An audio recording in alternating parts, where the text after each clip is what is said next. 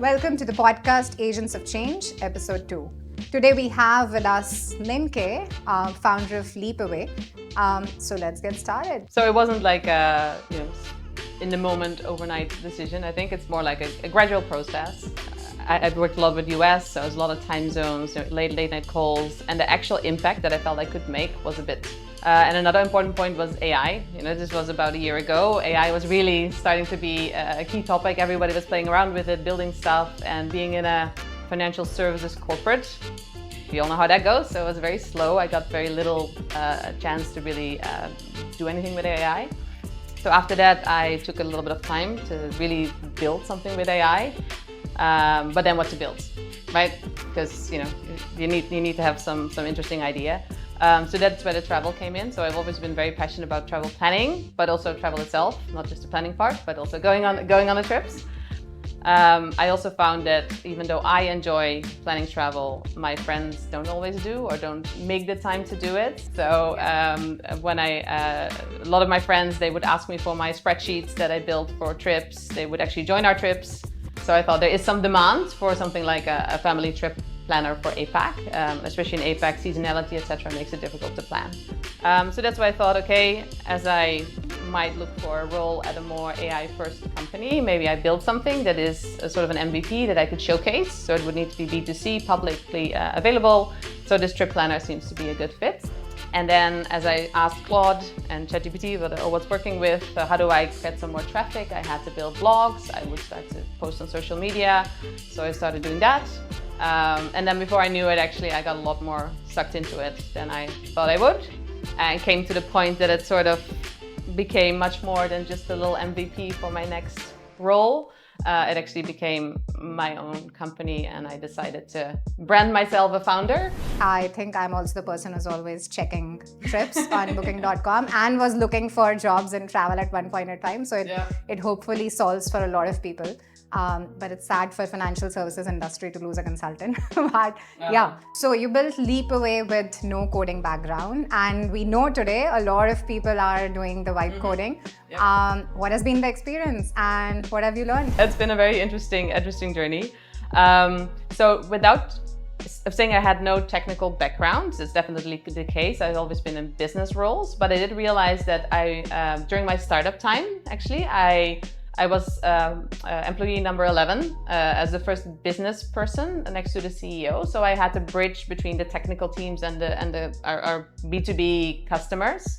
But now as I started, into building with AI, I realized I did have more background than I thought, or at least a way of thinking. It's important to have a kind of broad business experience because AI is very easy to lead you astray. It takes you down a rabbit hole before you know it. Oh, this additional feature. Oh, what about this? Oh, I think this is the right fix to this bug, even though it's actually much more complicated than it needs to be, right? Yeah. So I think you really have to trust your own product sense, business sense. That's really what I learned the hard way sometimes, because it took me a lot of time.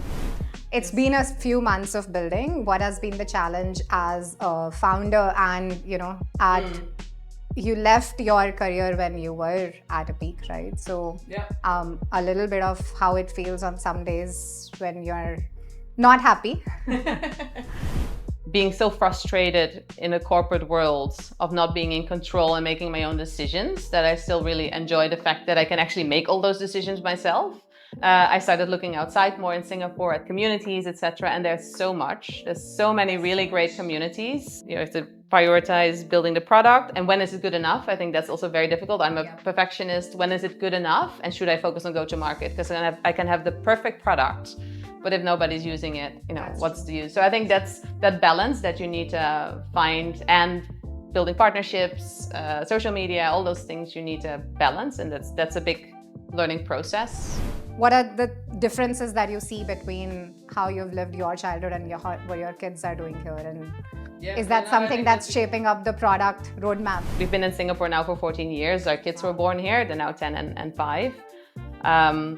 So we do want to try to give them that sort of experience that we had, that more free play, discover, experience nature without, feeding times and it being too restrictive. So what I see, especially when I talk to other expats here, they want to travel and they want to expose their kids to all these things. But the issue is often time, bandwidth to plan. And I mentioned earlier, Southeast Asia is not that easy to travel because of where do you go when? Yep. You know, seasonality. This 1 month you should not go to Phuket, and the other month you should go to Phuket. You know, it's not that easy to plan for. And then what are you going to do? Where are you going to do it? So I really want to enable other families who might not have that passion to plan travel. They have the same passion for travel itself, but not for planning the travel. They might have some vague ideas, so that's also what I try to enable with Leapaway. At the beginning, the first step, you can just talk to it. You can just describe, you know, maybe you want to go hiking somewhere and do some beach time, but you don't even know where exactly yet. And then it will help you to plan a really family custom-made trip in just a few minutes. How do you manage it yourself? You've done it pretty well. Like for so many years, you've been traveling across the region. But I do think something I would advise, I hear a lot of parents here saying, oh, but I think our kids are too young. Oh, I don't think they're ready for that yet. So I think a very important thing is don't wait until they're old enough. Because then you can't expect them all of a sudden to go on a 3-hour hike, for example. So I think a lot of holidays you can, you know, adapt them, even with hiking as well. Sometimes there's the option of a shorter walk, and you know, if it works out well, you go for the longer one. But don't wait until you think that they can do it, because then, of course, they will not. Transitioning from corporate to founder in your passion area. Anything that you would like to give as advice to everyone in the audience? So one thing I guess is I actually work more hours now than I did at a corporate, but I do it on my own terms, and I do it because I want to. Sort of condition needs to be in place. You need to have bandwidth to go without your corporate income for a bit. Yes. You know, that's the perk. You know, the monthly salary check is nice. Well, that's but also but it comes at a sort of cost. Yeah. You know, it comes that's at a different also cost. one of the reasons why people like us can afford to do it. Yeah, I mean, you need to be at a certain stage, I guess, to be able to, first of all, have the broad experience that you would need to be able to address all these different aspects that you need, like from branding to products, all these different aspects. But also be able to have that little bit of a runway to be able to spend the time. Okay, thanks very much for your time, Linh K. That was great to hear you and your experiences of building the product.